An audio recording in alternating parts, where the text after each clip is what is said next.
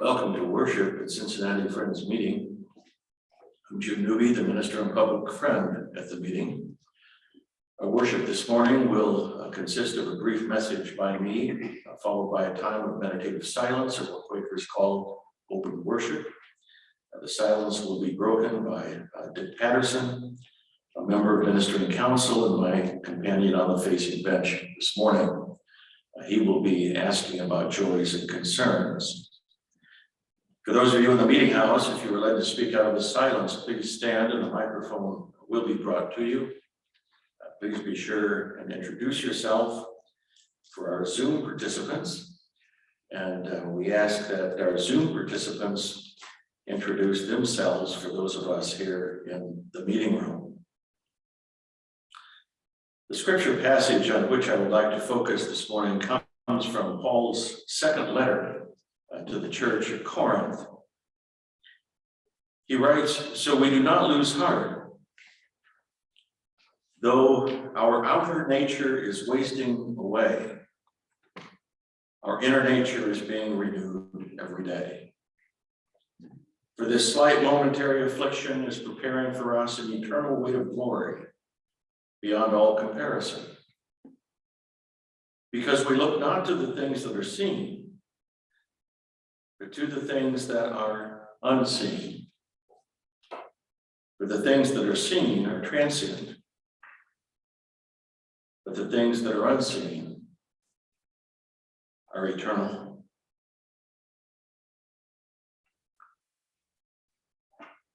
Over 70 years ago, the Quaker author Thomas Kelly wrote a little book called A Testament of Devotion. And he penned these words: "Out in front of us is the drama of people and of nations, seething, struggling, laboring, dying. Upon this tragic drama in these days, our eyes are all set in anxious watchfulness and prayer. But within the silences of the souls of persons, an eternal drama is ever being enacted in these days as well as in others. And on the outcome of this inner drama rests ultimately the outer pageant of history. On the outcome of this inner drama rests ultimately the outer pageant of history." These words from Kelly, a Quaker philosophy professor from Haverford College, were written during World War II. Even in the middle of the greatest world calamity of the 20th century, Kelly had the insight and experience of God within his own heart to recognize that the outer pageant of history is dependent upon the inner drama that is taking place within each of our souls. During this very tense and anxiety-filled time in our world, it's important to be reminded of the drama within each of us and our own inner nature that Paul writes about in 2 Corinthians. And so we may ask, what are some of the marks of this inner drama about which Thomas Kelly has so eloquently written? Certainly in my own life, and by observing the world around me, there are at least two major parts to such a drama. The first has to do with coming to terms with our issues of power and control. Coming to terms with our issues of power and control. If we turn to the Bible and other great spiritual writings, we will find that their understanding of power is fundamentally different from the world's understanding of power. The world worships the power and dominance and control and prestige and status and influence, money and achievement. But the symbols of God's power, as expressed through all of the spiritual writings through the centuries, all have to do with the rubbing of the edges of our fears and our insecurities.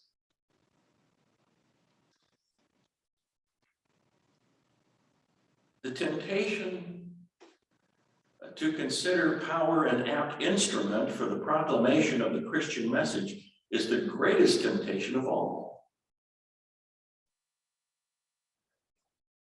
We know of leaders, primarily within evangelical circles, who believe that having power in the service of God and our fellow human beings is a good thing.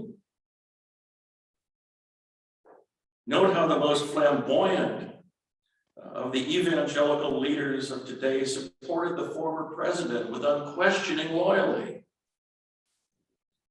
With this kind of working in tandem rationalization between the government and the Christian faith, our history does not serve us well.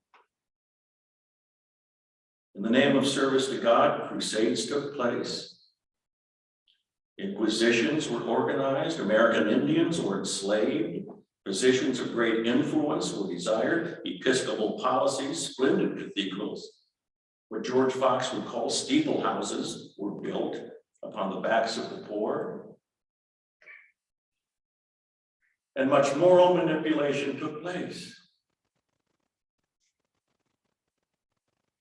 Friends, every time we see a crisis in the history of the church, we always see that a major cause of the rupture is the power exercised by those who claim to be followers of Jesus Christ.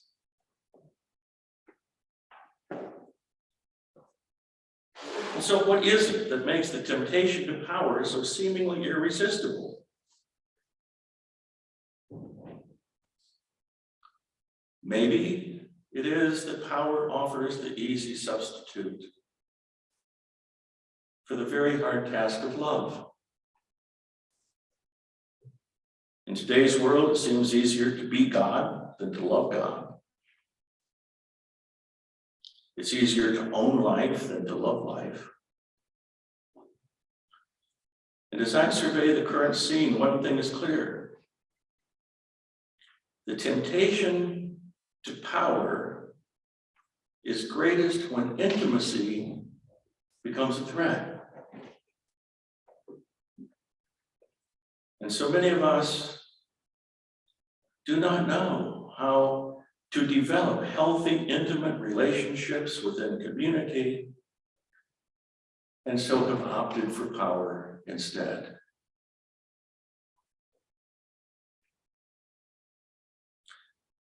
And so dealing with our own issues of power and control is the first mark of the drama that is within each of us. The second mark has to do with the compartmentalization of our lives and what should be our quest for spiritual wholeness. For persons seeking a life of spiritual growth, I am convinced that spiritual wholeness can be found by maintaining a tension of growth between four particular dyads. First is relationship and aloneness. Relationship and aloneness. Quakers represent a faith of one another, noting that one of our testimonies is community. We are also, however, a faith that values the mystical tradition of aloneness. I believe, and I've shared with you before, that so much of the meaning of life can be found in that awkward dance between our hunger and yearning for relationship and that hunger and yearning to become our own individuated selves. And that is an awkward dance. Living into the rhythm of being with others and being with oneself helps to balance our lives spiritually. A second dyad of wholeness is thinking and feeling. As someone has said, the greatest distance that a person will travel is 12 inches from the head to the heart. This is certainly true. But for those who are most comfortable in the emotional and feeling side of spirituality, it can be just as long a journey from the heart to the head. Balancing our love of God with both mind and heart helps us along our spiritual journey toward wholeness. The third dyad is restlessness and contentment. Both a sense of restlessness and contentment are important to spiritual growth. And for the most part, we don't choose to be restless. Experientially, I know that restlessness will come as a byproduct of pain and struggle.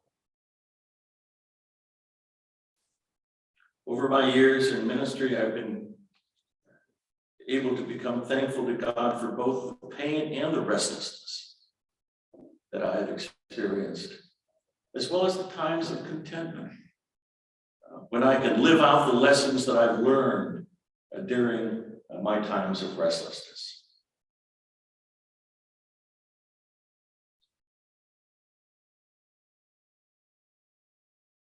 And finally, there is the dyad of mystery and faith. If we are to know the living God experientially, it's important that we be comfortable in mystery. The Christian television and radio stations today are filled with voices of certainty. Have you ever listened to some of these? Filled with voices of certainty. Every time I happen to listen to one of these media preachers, I think to myself, I wish that I could be as sure about anything as they are about everything. Of course, they're trying to do the impossible, namely to capture God by the certainty of belief. I'm reminded of Mary Oliver's statement, writers write to find God, but God is always in the next sentence.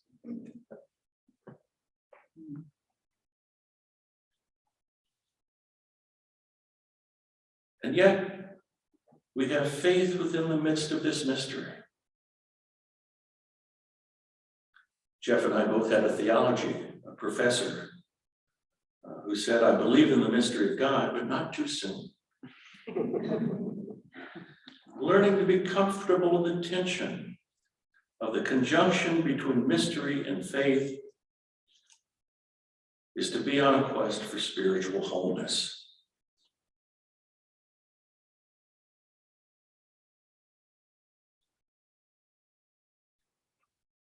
Out in front of us is the drama of people and of nations, seething and struggling and laboring and dying. And yes, our eyes are all set, along with our hearts, in anxious watchfulness and in prayer. But within the silences of our souls, an inner drama is forever being enacted by coming to terms with our own issues of power and control, and by working to live our lives in the tension of spiritual wholeness. In the words of the Apostle Paul, we do not lose heart. Though our outer nature is wasting away, our inner nature is being renewed every day. We look not to the things that are seen, but to the things that are unseen. For the things that are seen are transient, But friends, the things that are unseen are eternal. And for this, we can be grateful.